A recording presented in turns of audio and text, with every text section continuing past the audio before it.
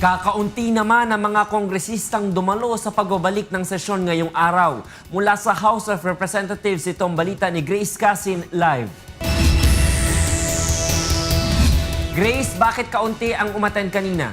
Yes, magandang hapon sa iyo, Attorney Reg. Alas 6 na nga ng hapon ngayon at kakaunti pa rin yung mga kongresistang nasa loob ng plenary hall at kadalasan alas 5 pa lang, Attorney Reg, ay nagsasagawa na sila ng roll call. Pero ngayon, sa ganitong oras ay hindi pa rin nagsagawa ng roll call ang Secretary General. Ilan ang sinasabi ay nasa probinsya pa raw at ang sinasabi naman ng ilan ay nasa ibang bansa pa, lalong-lalo na yung mga nanood ng laban ni Pacman at ni Mayweather. Alas 4 ng hapon kanina nang muling magbukas ang sesyon ng Kongreso, subalit dahil ilan pa lamang ang mga kongresista ay referral of bills muna ang kanilang isinagawa at privilege speech. Kadalasan tuwing may laban si Sarangani Representative Manny Pacquiao, marami ang mga mambabatas na nagtutungo sa lugar ng pinagdarausan ng boxing.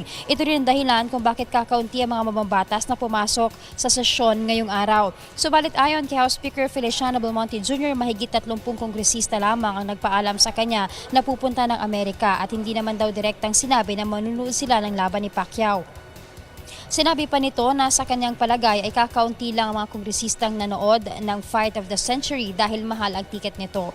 Samantala, pinagmalaki naman ni Speaker Belmonte ang kanilang kasama sa Kongreso na si Congressman Pacquiao. Si Mayweather man anya ang nanalo, para naman sa mga Pilipino si Pacman ang kampyon. Sa pagbabalik nito sa bansa, bibigyan pa rin ng Kongreso ng pagkilala si Pacman dahil binigyan nito ng karangalan ang bansa. Hinikayat nito ang ating mga kababayan na tanggapin ang naging desisyon ng mga hurado.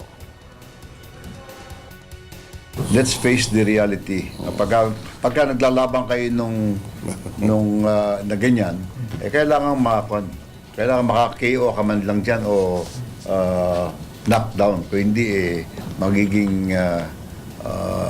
yung nakaupo, siya pa rin. Samantala, may mga kasamahan naman sa Kongreso si Pacquiao na nagsasabing dapat ay may rematch sila ni Mayweather.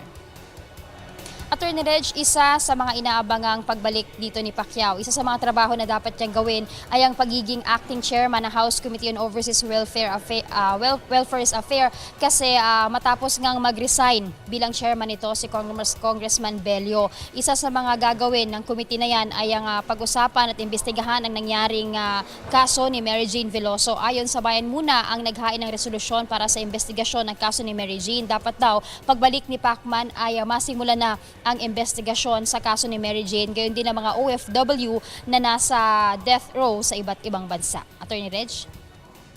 Maraming salamat, Grace Casin, nag-uulat ng live mula sa House of Representatives.